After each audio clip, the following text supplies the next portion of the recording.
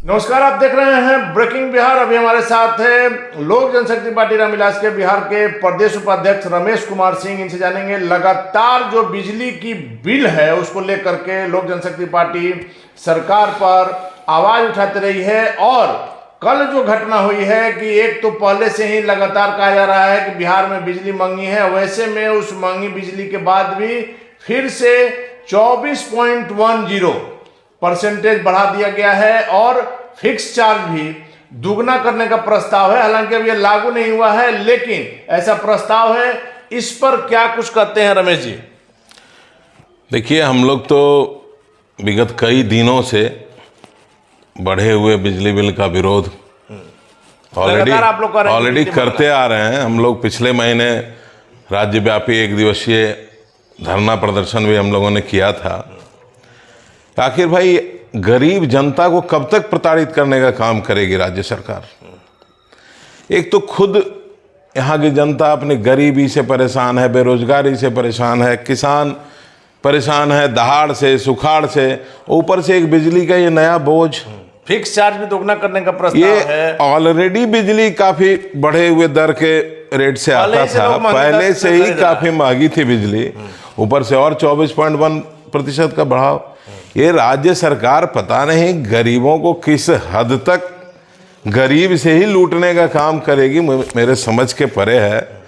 ये एक्चुअली देखिए, बिहार सरकार के जो रेवेन्यू का सोर्स था शराब, इनकी गलत नीतियों के कारण वो रेवेन्यू बंद हो गया। और शराब भी बंद नहीं हुआ, शराब भी चल रहा है, रेवेन्यू भी खत्म हो गया। तो आखिर कहाँ से रेवेन्यू लाए? तो सरकार के पास कोई ऑप्शन है नहीं। भोली भाली गरीब जनता को बार बार किस मद में प्रताड़ित करने का प्रयास किया जा रहा है। और राज्यों से महंगा यहाँ है। महंगाई की दर तो कोई भी वस्तु ऐसा नहीं है, सिर्फ किसानों का अनाज छोड़कर। किसानों के यहाँ जब अनाज खरीदने जाइए तो किसान को सस्ती दरों पे बेचने के लिए मजबूर, लागत से भी कम मूल्य पर मिलता है, चूंकि उसमें बिचौलियों को फायदा होता है।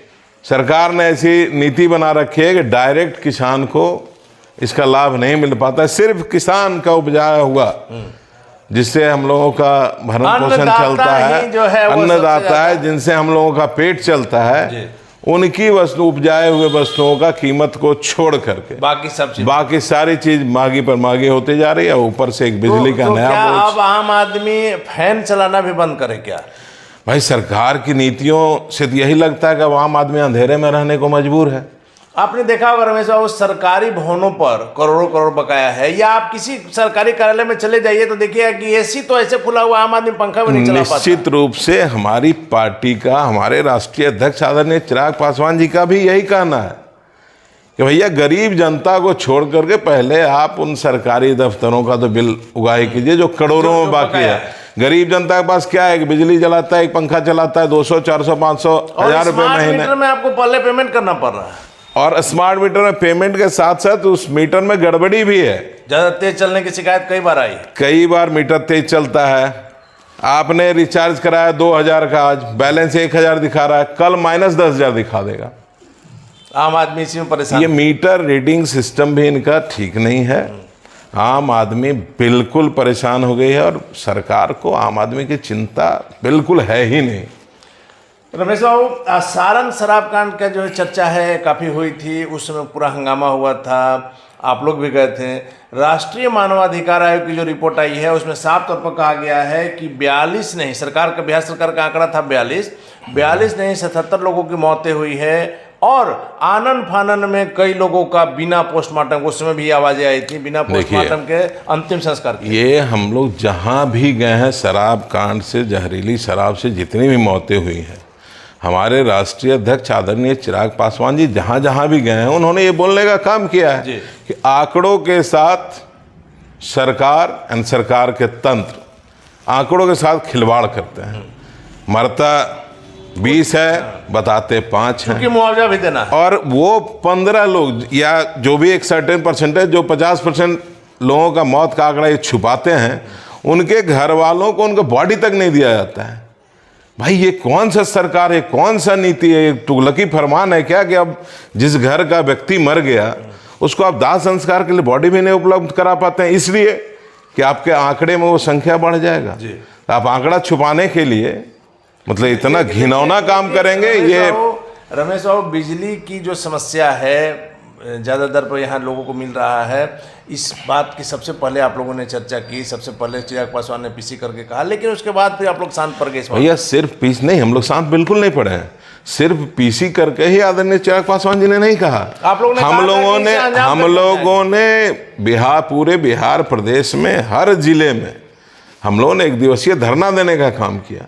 भाई हम तो सरकार की आंखें खोलने का ही प्रयास करेंगे। लेकिन बढ़ी हुई दर पर तो बिजली पहले लोग खरीद रहा था, अब और इतना इजाफा हो गया। सरकार जब बिल्कुल, देखिए हमारे नेता आदरणीय चिराग पासवान जी कहते हैं कि जो सोया हुआ है उसको न जगा सकते हैं जी।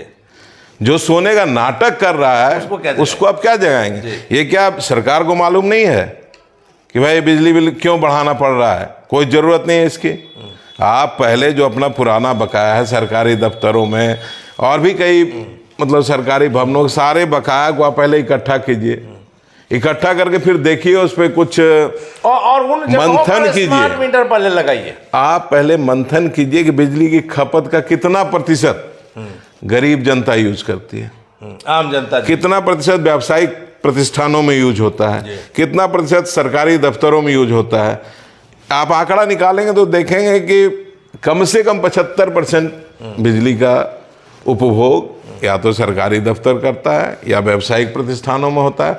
आम आदमी तो एक एसी चलाने के लिए भी टाइम देखता है। बिहार की गरीब जनता के पास एसी चलाने का पैसा कहाँ है? एसी खरीदने का पैसा कहाँ है? बिहार की जनता तो भी बंद करना होगा। खाने के लिए बिहार की जनता हर दिन लड़ाई करती है, सुबह कमाती है तो शाम में खाती है। बिहार की 80% जनता आज के डेट में गरीबी रेखा के नीचे है। बिजली बिल को लेकर के जो बढ़ोतरी हुई है, इसको लेकर के आज जाप सुप्रीमो पप्पू यादव की पार्टी ने भी विरोध प्रदर्शन अपना 1 बजे घोषणा किया है कि इनकम टैक्स से लेकर के विद्युत भवन तक करेंगे। बिल्कुल, सभी जो भी देखिए जिनके भी अंदर जनता के प्रति थोड़ा सा भी प्रेम है, सब लोगों को ये बढ़ी हुई बिजली के विरोध में सड़क पे आना चाहिए। हमारी पार्टी, हमारे राष्ट्रीय अध्यक्ष ऑलरेडी विगत कई महीनों से सड़क पे हैं कि भाई बिजली के बढ़े हुए बिल को वापस लिया जाए। हालांकि अभी ये लागू नहीं हुआ है। मैं बिहार सरकार से आपके माध्यम से आग्रह करता हूं कि निश्चित रूप से लागू ना हो। जी, लागू तो नहीं होना चाहिए, और बल्कि पुराने भी बिजली दरों में कुछ कमी की जाए ताकि गरीब किसान, गरीब जनता बिहार की कुछ तो राहत महसूस कर सके। रमेश बाबू, एक और है, सरकारी ही फरमान है, नगर निगम को आत्मनिर्भर बनाने के लिए जिस प्रकार की कवायद चल रही है, चलिए बढ़िया बात है, लेकिन होल्डिंग टैक्स में कई विसंगतियां सामने आ रही है। लोग जमा करना चाह रहा है, आपने देखा होगा 31 तारीख तक हर वार्ड में कैंप लगाने की बात है और कई जगह लग भी रहा है, लेकिन लोग जा रहे हैं, कोई बताने वाला नहीं है, किसी को गलत दिया जा रहा है, भैया होल्डिंग टैक्स में कोई क्लियरिटी अभी है ही नहीं। एक ही व्यक्ति के पास 3 बिल आया, 3 अलग अलग अमाउंट का बिल। अब कौन सा जमा, भाई कौन सा बिल वो जमा कर? पहले सरकार अपना क्लियरिटी तो कर ले, कौन सा होल्डिंग टैक्स लेना है, क्या पैमाना है, और क्या पैमाना, और यदि बढ़ाना है क्यों बढ़ाना है? भाई कोई आधार तो होना चाहिए। और सरकारी भवनों पर जो है सारा, हमारी इच्छा हो गई इसलिए हम होल्डिंग टैक्स बढ़ा दें, हमारी इच्छा हो गई इसलिए हम बिजली बिल बढ़ा दें। आधार तो आप बताएंगे, किस आधार पे आप बढ़ाना चाहते हैं? कोई आधार तो है नहीं। कहा जा रहा है कि नगर निगम जो है आत्मनिर्भर बन पाएगा। भाई आत्मनिर्भर कैसे बन जाएगा? सब बकाया इतना कई करोड़ का। पहले आप अपना सिस्टम तो सुधारिए, पहले आप अपना सिस्टम सुधारिए। जितनी सरकारी बिल्डिंग है क्या सब होल्डिंग टैक्स पेड है? बड़े बड़े प्रतिष्ठान नहीं है, सरकारी क्या रहे? जब सरकारी नहीं है, बड़े बड़े प्रतिष्ठान नहीं, तो आम आदमी को तंग करने से क्या लाभ है? जी, आम आदमी को ही सिर्फ इसमें पीसा जा रहा है। सिर्फ आज के डेट में बिहार सरकार के पास कुछ नहीं बच गया है आम आदमी को तंग करने के सिवाय। इनके पास कोई रास्ता नहीं है, रेवेन्यू का सोर्स नहीं है, अननेसेसरी बिहार की भोली भाली जनता को परेशान करने का। आप लोग क्या करेंगे इन मुद्दों को? हम लोग तो सड़क पे हैं, हम लोग तो विरोध में हैं, हम लोग सरकार के विरोध में। सरकार नहीं मानती है, जो विद्युत विनियामक आयोग ने जो प्रस्ताव दिया है, अगर इसको लागू करती है तो क्या? सरकार नहीं मानती है तो जिस तरह से हम धरना प्रदर्शन करते आए हैं, सड़क से लेकर के सदन तक धरना प्रदर्शन करेंगे, जरूरत पड़ेगी तो माननीय मुख्यमंत्री जी का घेराव करेंगे। घेराव भी करेंगे, बिल्कुल करेंगे। भाई बिहार की जनता के लिए हम लोग किसी भी हद तक जाने के लिए तैयार हैं। बिहार की जनता की भलाई के लिए, चाहे जो भी रास्ता अख्तियार करना पड़ेगा हम लोग उसके लिए आखिरी तैयार हैं। सवाल है, बिहार बीजेपी ने एक दाव चल दिया है, पिछड़ों की जो बात करते थे पिछड़ा को ही बना दिया बिहार का प्रदेश अध्यक्ष। क्या माना जाए कि 2024-25 की रणनीति है? देखिए, मैं पहले तो भारतीय जनता पार्टी के केंद्रीय नेतृत्व का आभार व्यक्त करता हूं कि उन्होंने एक पिछड़ा के बेटा को बिहार में इतनी बड़ी जिम्मेदारी दी है। ये लोग अनाप शनाप बोलते रहते हैं कि भाई हम पिछड़ा के नेता हैं। आज मौजूदा सरकार बिहार की हमेशा कहते रहती है हम पिछड़ा के नेता हैं। भैया आप पिछड़ा के नेता, आप अपने अलावा बताइए कोई सेकंड लाइन के किसी नेता को आपने कभी पनपने दिया क्या? मैं भारतीय जनता पार्टी का शुक्रगुजार हूं, उन्होंने पिछड़ा को बिहार की जिम्मेदारी दी है। सम्राट चौधरी मुख्यमंत्री का चेहरा हो सकते हैं। देखिए, ये तो समय बताएगा कि मुख्यमंत्री का चेहरा कौन होगा। और ये चुनाव जो बीजेपी पर आरोप लगता है कि बिना मुख्यमंत्री के चेहरा का चुनाव लड़ती है, वैसे में विरोधियों को अच्छा नहीं, ये तो चुनाव आने के समय ये पता चलेगा कौन सी पार्टी किसको मुख्यमंत्री का लेकिन सर नाम घोषणा करती है। से आप लोग बहुत खुश होते हैं, लेकिन बीजेपी तो आप लोग को साइड रखे हुए है, दरवाजा के बाहर आप लोग खड़ा रहते हैं जब क्यों साइड रखे हुए? कहाँ आप लोग इंडिया में कहाँ है नामा गठबंधन? हम लोग देखिए, अभी हम लोग सिर्फ एक सूत्री कार्यक्रम कर रहे हैं बिहार के लिए, बिहार के विकास के लिए, बिहार के किसानों की भलाई के लिए, विद्यार्थियों के लिए, बिहार के अभ्यर्थियों के लिए, बिहार के अस्मिता को बचाने के लिए हम जो लड़ाई लड़ रहे हैं सिर्फ अभी हम उस लड़ाई की ओर ध्यान दे रहे हैं। लेकिन सर मुख्यमंत्री जी से जहां मुख्यमंत्री जी के प्रति जहां हमलावर हैं, तेजस्वी जी के प्रति प्रेम क्यों रहता है? भैया एक चीज बताइए, तेजस्वी के प्रेम की बात नहीं है। कहाँ आप लोग कभी हमलावर हुए? नहीं, मुखिया कौन है बिहार सरकार? कुमार जी हैं। बिहार सरकार का मुखिया नीतीश कुमार जी हैं। किसी भी परिवार, आप एक चीज बताइए, युद्ध होता है मेडल किसको मिलता है? मेडल सेनापति को मिलेगा। सेनापति को मिलता है। युद्ध तो सेना करती है लेकिन मेडल सेनापति को मिलता है। इसी तरह से यदि कोई युद्ध हार जाती है तो इसकी जिम्मेदारी भी सेनापति को लेनी पड़ती है। तो चूंकि सेनापति नीतीश कुमार जी हैं, इसलिए सारी जिम्मेदारी नीतीश कुमार जी की बनती है, मुख्यमंत्री जी की बनती है। लेकिन रमेश बाबू, एक सवाल यह भी उठता है कि आप लोग का महागठबंधन का भी रास्ता खुला हुआ है। देखिए, हम लोग तो अभी तक किसी गठबंधन में नहीं है, क्लियर है जी। हम लोग सिर्फ अभी बिहार की जनता की बात सोच रहे हैं। लेकिन जब समय आएगा तो फिर जब समय आएगा, चुनाव आएगा, गठबंधन की बात होगी, तो इसके लिए हमारे राष्ट्रीय अध्यक्ष आदरणीय चिराग पासवान जी अधिकृत है। चिराग पासवान जी जो निर्णय लेंगे, जो भी निर्णय लेंगे, पूरी पार्टी उनके साथ मुस्तैदी के साथ खड़ी रहेगी।